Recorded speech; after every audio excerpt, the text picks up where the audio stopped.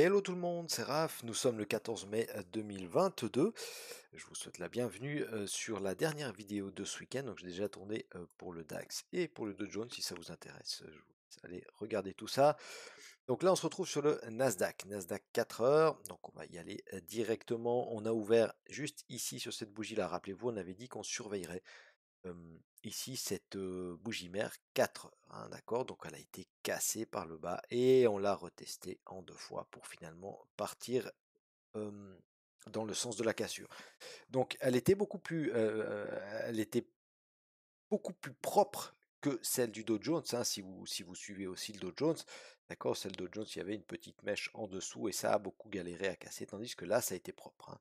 Ok, là, ça a été propre, le Nasdaq est clairement dans une tendance baissière, hein, d'accord, faites-vous pas avoir par ces petits rebonds-là, en tout cas pour l'instant, hein, on n'a pas encore cassé ces précédents là. D'accord, donc ben voilà, hein, semaine plutôt baissière, même si vendredi on a une belle remontada, hein, sur le 4 heures ici, hein, sur le Nasdaq, d'accord, donc on a un premier signal ici, d'accord, tentative de rentrer en force des acheteurs, hein, mais pour le moment on est repoussé par les vendeurs et puis finalement ça part à la hausse et on parvient à casser cette mèche là, ce qui est assez important et on réintègre le support 1 mensuel et notre zone 3, d'accord, et notre zone 3. Par contre, notre zone 3, il faudra faire attention, hein, parce que pour le moment, eh bien, vu qu'on l'a cassée en clôture, hein, elle peut faire office de résistance, hein. Elle pourrait très bien faire office de résistance, donc on va déplacer un petit peu nos zones pour être un peu plus précis. Mais on voit quand même que le Nasdaq, il est assez clair en 4 heures, hein. Il est assez clair, il faut toujours prendre du recul, c'est ce qu'on va faire tout à l'heure, mais déjà sur le 4 heures, on a des plus hauts plus bas et des plus bas plus bas. Tout simplement, hein. Tout simplement, c'est pas parce que c'est vert qu'on achète, d'accord? On a clairement des plus hauts plus bas et des plus bas plus bas. Alors, en hebdomadaire, il y a plusieurs choses que je voulais vous dire. On avait tracé cette zone ici, hein, en hebdo, il y a quelques semaines maintenant, d'accord, zone de polarité, rappelez-vous, ici ça faisait résistance, et puis là support, hein. Simplement visuellement, c'est une zone qui saute aux yeux. Cette semaine, ce qui est intéressant, c'est qu'on a sauvé cette zone. D'accord, on est venu rechercher un peu de liquidité en dessous, certes, mais on a sauvé cette zone en clôture, clairement. D'accord, clairement, donc on a sauvé les 12 000. Ils sont là, hop, ok. On est venu chercher un peu de stop en dessous et puis on est remonté.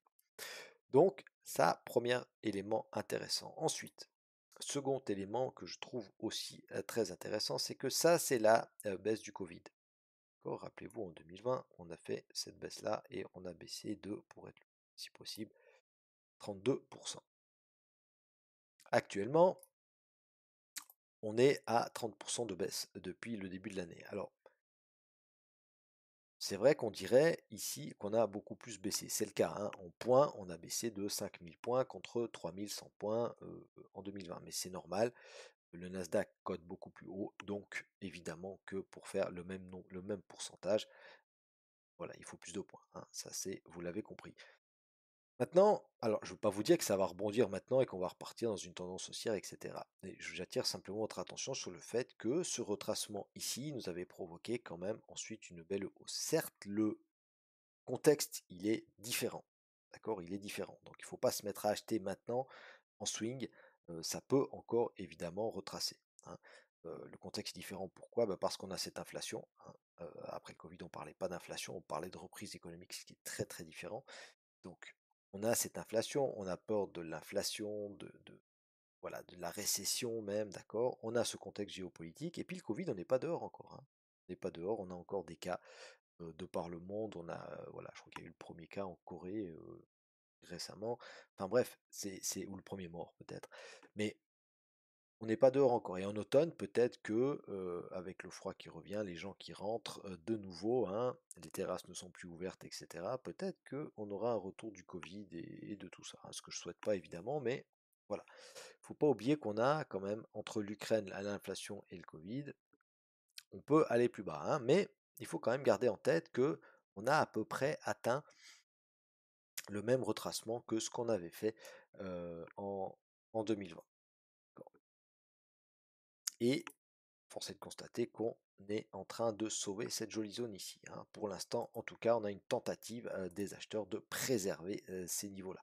Parce que si on casse ce niveau-là, alors certes, on a encore des petits niveaux en dessous, hein, jusqu'aux 10 000 à peu près, ouais, 10 500, ok.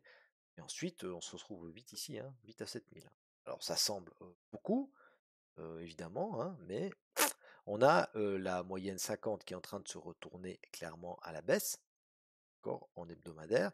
Alors la moyenne 200, pour le moment, elle s'aplatit gentiment, hein, on est toujours dans une tendance haussière, hein, à long terme, hein, sur le Nasdaq, évidemment. Mais voilà, on a gentiment un bear market qui se dessine quand même. Alors on verra, la bougie de la semaine prochaine, elle sera très très importante. Pourquoi? On va confirmer ou infirmer cette bougie-là. Ok, si on fait une clôture en dessous de cette zone-là, ok, ça sera pas bon.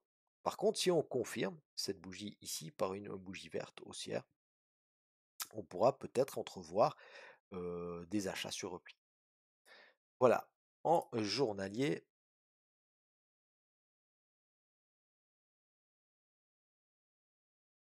il y a quelque chose de sympathique aussi. C'est quoi? C'est qu'on fait ici une étoile du matin, d'accord, sur cette zone-là. Alors pourquoi ça réagit là? Ça réagit là parce que, hop, ici, vous voyez, on n'arrivait pas à passer ce niveau de prix ici. Je vais vous dessiner. D'accord. Ok, ça c'était notre zone de polarité. Rappelez-vous, bah, c'est notre zone, hein, d'accord, c'est notre zone 3.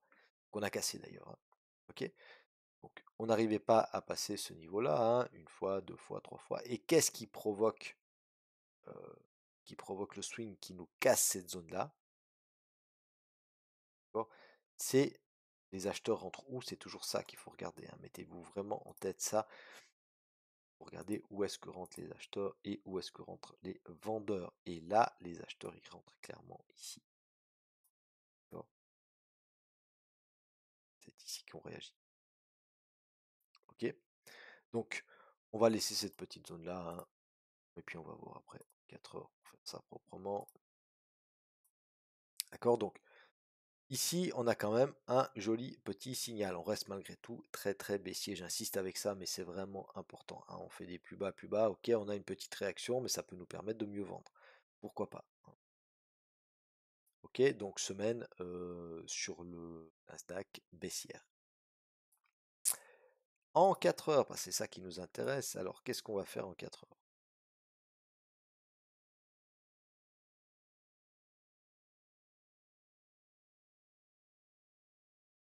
En 4 heures, moi, je vais... Alors, je vais supprimer déjà cette bougie mère à 4 heures parce qu'on l'a cassé, retesté, d'accord. Évidemment que ça peut réagir à la baisse, mais pour l'instant, on l'enlève. Ma zone 3, ok, je vais la mettre un petit peu plus bas. Je pense pas qu'on peut venir la chercher très rapidement, celle-là. D'accord. Mais par contre, ça peut être une zone intéressante si, après un petit rebond, on continue à baisser. Ok. Ma zone 2, je vais la mettre ici. Alors, pourquoi je la mets là, ma zone 2? C'est la zone qui a permis de réagir et de casser cette mèche ici. Ok, et puis je vous ai montré en journalier ce à quoi correspondait cette zone 2. Ok, donc zone intéressante, il y a les 11 500, il y a les 11 750. Vous savez que les 750 sur le Nasdaq, ils réagissent très très bien. La preuve, regardez, hop, 750, c'est ici, hein, c'est où ça réagit. D'accord. Tout ce qui est 250, 750 sur le Nasdaq, ayez un œil dessus. Ok. Cette zone ici, je la supprime. D'accord, parce qu'elle est large et que on va se mettre une petite zone, hop, comme ça, intermédiaire là. D'accord, parce que c'est ça maintenant.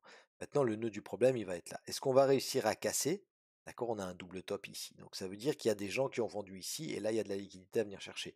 Donc attention, si on casse ça, vous achetez pas en agressif. Vous achetez pas en agressif parce que ça peut être simplement une mèche, une recherche de liquidité pour repartir à la baisse et tout recasser à la baisse. D'accord? Si on casse ça par le haut, il faut patienter. D'accord, il faut patienter. Il faut attendre quoi? Il faut attendre une cassure et un retest de la zone. D'accord. Et à ce moment-là, si on a un signal haussier, pourquoi pas racheter ça? D'accord. Si on a un signal baissier ici, pourquoi pas tenter un double appui, déjà dans un premier temps sur la zone 2, ou après, pourquoi pas, hein, casser cette zone 2 et venir chercher la zone 3. Attention, entre la zone 2 et la zone 3, il y a quand même le support 2 mensuel. Ça peut être un joli niveau. À l'entrée de la zone 3, on a les 11 000, c'est joli aussi, hein. Ok. tac, tac. Et puis notre zone 1, eh bien, on va la baisser ici, d'accord, parce que c'était une zone qui réagissait, d'accord, qui a réagi plusieurs fois. Si on vient sur cette zone, alors cette fois on pourrait la casser, pourquoi pas, mais pour le moment, je vous rappelle encore une fois, le contexte il est très très baissier. Ok. Voilà, alors on a bougé un petit peu nos zones sur le Nasdaq. Et à mon avis, elles sont pertinentes. Alors surveillez vraiment ce qui se passe dans ces zones-là. Et cette zone ici, elle peut être aussi très très intéressante, que ce soit à l'achat ou à la vente, hein. Pour le moment, c'est clairement baissier. Le cours, il est baissier. Les moyennes, elles sont baissières, d'accord? C'est une indication visuelle, mais c'est une indication quand même. Si on regarde en journalier, encore ça, et après je vous laisse, hein, d'accord? Bon, il n'y a pas à acheter, hein. Clair qu'on a une réaction haussière sur la zone. Pour l'instant, en tout cas, je vais dire, j'ai pas besoin de vous faire un dessin, mais ici quand même, on va faire un petit dessin. Et on est quand même, hein, d'accord, un peu comme le DAX, hein, on est dans un canal baissier, et puis c'est tout. D'accord. Donc attention à ces réactions. Alors si on revient sur le haut de ce canal, on ne vend pas le haut du canal, on cherche une zone horizontale pour vendre, hein. Ok, tac.